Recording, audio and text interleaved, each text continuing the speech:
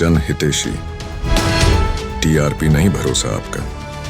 15 ਅਗਸਤ ਆ ਜਿੱਥੇ ਸਾਰੇ ਸਾਡੇ ਭਾਰਤ ਵਾਸੀ ਭਾਰਤ ਦਾ ਆਜ਼ਾਦੀ ਦਿਹਾੜਾ ਮਨਾਇਆ ਜਾ ਰਿਹਾ। ਉਸ ਤੋਂ ਪਹਿਲਾਂ ਹੀ ਭਾਰਤ ਦੇ ਕੋਨੇ-ਕੋਨੇ ਤੋਂ ਲੋਕ ਜਿਹੜੇ ਇੱਥੇ ਪਹੁੰਚੇ ਨੇ, ਵਿਸ਼ੇਸ਼ ਤੌਰ ਤੇ ਅੰਮ੍ਰਿਤਸਰ ਦੇ ਵਾਹਗਾ ਬਾਰਡਰ ਪਹੁੰਚੇ ਨੇ ਹਿੰਦ ਪਾਕ दोस्ती ਨੂੰ बढ़ावा देने ਲਈ। ਗੱਲਬਾत करेंगे मैम से। मैम क्या नाम है मैम आपका?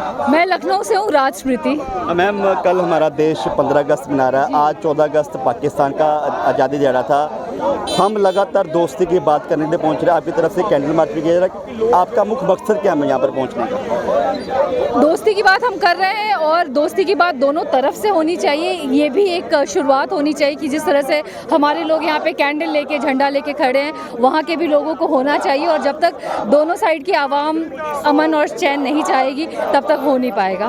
फिलहाल जैसे हालात देख रहे हैं, दोनों देशों के प्रति एक मेन कॉरिडोर था जहाँ पर हमारा लगातार व्यापार होता था, वो व्यापार बंद है। वो आप कैसे देखते हैं? लगता है कि दूसरे पाकिस्तान मुल्क की तरफ से, अवाम की तरफ से ऐसे बातें की जा रही है?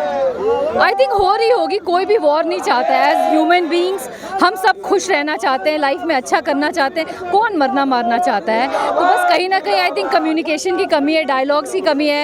सरकारों में बातचीत होनी चाहिए, आम जनता में बातचीत होनी चाहिए। जब उस तरह के डायलॉग शुरू होंगे तो आई थिंक चीज़ें सुधर जाएगी। मुझे लगता है कि जब 1947 की बांट हुई थी तो हमारे कई लोग पाकिस्तान से भारत आए थे, जो कई लोग भारत से पाकिस्तान गए थे। रिश्ता फिर से मजबूत होना चाहिए क्योंकि हमारा इतिहास बिल्कुल कहीं ना कहीं लोगों का पाकिस्तान में जुड़ा है, पाकिस्तान लोगों का पंजाब में जुड़ा हुआ। वो कैसे आप देखते हैं? दर्द दोनों तरफ है और दोनों तरफ के लोग परेशान हुए पार्टीशन में। बट अब की जो जनरेशन है, अब जेनजी की अगर हम बात करें तो जेनजी अगर पाकिस्तानी से नफरत करता है या ब्रिटिशर से नफरत करता है तो उस बात का कोई मतलब नहीं है। बिकॉज जो हुआ वो ईस्ट इंडिया कंपनी ने किया, जो हुआ वो पाकिस्तान के उस समय के लोगों ने किया। और सेम चीज़ कि पाकिस्तान के लोग और ब्रिटिश के लोग अब अगर इंडिया से नफरत करते हैं कि इंडियंस ने ऐसा किया वैसा किया, तो ये सब बातें बेमतलब की है। एक फ्यूचर की तरफ हम सब आगे बढ़ रहे हैं और जिस लेवल पे हम हैं, जो सोशल मीडिया का एज है, जो वर्ल्ड जिस तरह से प्रोग्रेस कर रहा है, इस समय अब इस तरह की बातों का कोई मतलब नहीं है। लगता कि मैम केंद्रीय सरकारों को आगे आना चाहिए। जैसे हम लगातार फिल्में बनाते हैं, उसमें हम लगातार पाकिस्तान का गलत प्रभाव दिखाते हैं। लगता है कि दोस्ती की और फिल्में बनानी चाहिए क्योंकि हम पहले एक ही थे। लगता है कि आगे बढ़ना चाहिए। फिल्मों को भी उनको भी अदाकारों को आगे आना चाहिए, हमारे अदाकारों को भी आगे आना चाहिए। बिल्कुल बिल्कुल। फिल्म हो गया, म्यूज़िक हो गया, आर्ट हो गया, क्राफ्ट हो गया, बुक हो गया, लिटरेरी चीज़ें हो गई। इस तरह की चीज़ें अगर होंगी तो चीज़ें बदलेंगी। बिकॉज आप डेमोक्रेसी में, और डेमोक्रेसी का चुनाव आम जनता ही करती है। तो अगर 90% जनता अगर ये चाह लेगी कि हमारे दोनों मुल्कों में अमन और चैन हो तो कोई भी सरकार उसको रोक नहीं पाएगी। मुख्य मकसद क्या है? आप यहाँ पर पहुँचे हो, बड़ी तादाद में अलग अलग भारत के हर एक कॉर्नर से यहाँ पर पहुँचे हैं। आप लखनऊ से हैं, दिल्ली से भी लोग आए हैं, कैंडल मार्च किया जा रहा है। लगता है कि पाकिस्तान की अवाम को भी आगे आना चाहिए, जो हिंद पाक की दोस्ती है उसको बढ़ावा देना चाहिए। बिल्कुल, पाकिस्तान की आवाम को भी आगे बढ़ना चाहिए और इस तरह की चीज़ें सभी को ही को करनी चाहिए। ज़रूरी नहीं है कि आप वाघा बॉर्डर पे आए, आप अपने एरिया में भी कैंडल मार्च कर सकते हैं, मार्टर्स को ट्रिब्यूट दे सकते हैं, पार्टीशन में जो दुख दर्द हुआ उसकी बातें कर सकते हैं। तो हर शहर में दोनों साइड में लोगों को कुछ ना कुछ करना चाहिए सो दैट एक सेंसिटिविटी क्रिएट हो और हम सब पीस के लिए स्ट्राइव करें। जैसे हमारे जो भारतवासी है, जो हमारी अवाम है भारतवासियों की या पाकिस्तान की भी जो अवाम है, क्योंकि ये कल दुनिया आपका इंटरव्यू हमारा हर कोई देखेगा, उनको आप क्या संदेश, क्या मैसेज, क्या अपील करना चाहिए?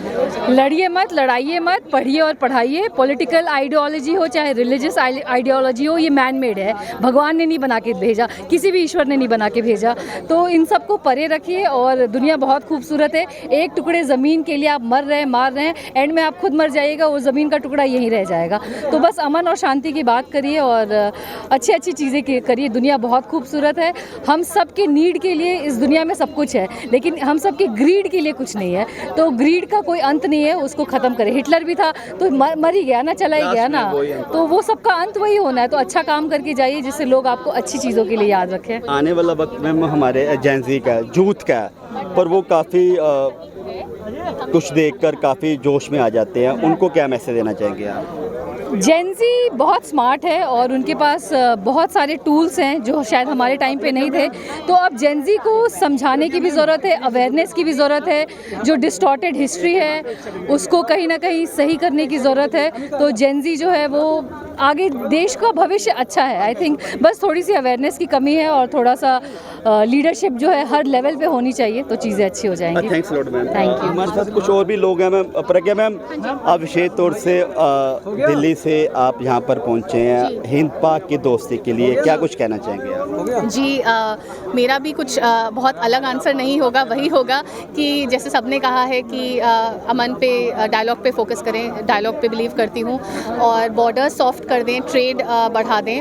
और जैसे बहुत लोगों का, हम पीस बिल्डर्स का बहुत सपना होता है कि हम अमृतसर में ब्रेकफास्ट खाएं और लाहौर में हम लंच खाएं, तो वो थोड़ा सा आइडियलिस्टिक है, बट सब यही बातें करते हैं। और जैसे आप कह रहे हो कि ब्रेकफास्ट अमृतसर में होना चाहिए, लंच लाहौर में चाहिए, फिलहाल जैसे दोनों देश के बीच में हालात बने हुए हैं, तनाव लगातार बने हुए हैं, क्योंकि ये एक कॉरिडोर था मेन, लगातार वो व्यापार होता था हमारा भारत का पाकिस्तान का, वो लगातार बंद पड़ा, वो आप कैसे देखते हैं? देखिए, ये समय की बात है, पहले भी रिश्ते ख़राब हुए हैं, फिर बेटर हुए हैं। तो हमें थोड़ा सा, हमारे ना जो बोलते हैं कि वेव एक कभी ऊपर जा रही है कभी नीचे जा रही है, तो ये समय समय की बात है। देखिए, ऐसा नहीं है कि पाकिस्तान को भी हमारी ज़रूरत नहीं है, कहीं ना कहीं तो बहुत ज़्यादा। हाँ, तो ऐसा नहीं है कि वो भी नहीं, मतलब जो हम कह रहे हैं कहीं ना कहीं वो भी झुकेंगे, वो भी आगे बातचीत करेंगे, वो भी बोलेंगे कि हमें भी अमन चाहिए। एक ना ह्यूमन नेचर होता है, हम बचपन से ही हम बॉर्न नहीं होते हैं नफ़रत के साथ, ये नफ़रत सिखाई जाती है। और ये नफ़रत है, ये किसी के भी अंदर ना बहुत आर्टिफिशियल होती है। तो ये धीरे धीरे इसका एक थ्रेशोल्ड होता है, थोड़े समय नफ़रत की बात होती है और फिर वापस से अमन की बात होनी शुरू हो ही जाती है। तो ये हमने भारत पाकिस्तान रिश्तों में देखा है और मुझे बहुत उम्मीद है कि आगे पीछे होगा ही।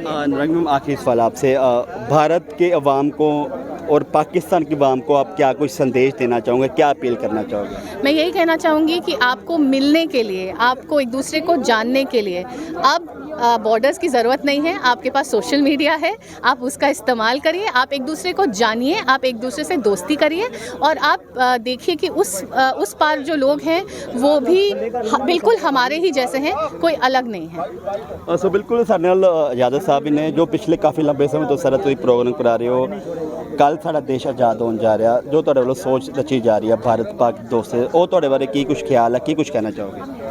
देखो, दोनों पासे दोस्ती की गल कर रहे हैं। कल उन्होंने किया, साफमा ने किया, अज अही हिंद पाक दोस्ती मंच, फोकलोर रिसर्च अकैडमी तो दूजिया संस्थावां ने, किसान जथेबंदियां ने साझे तौर पर उन्होंने कहा कि दोनों देशों से एकता होनी चाहिए, एकता नाल ही साडा अर्थचारा जिहड़ा वो खुशहाल होएगा, किसान खुशहाल होणगे।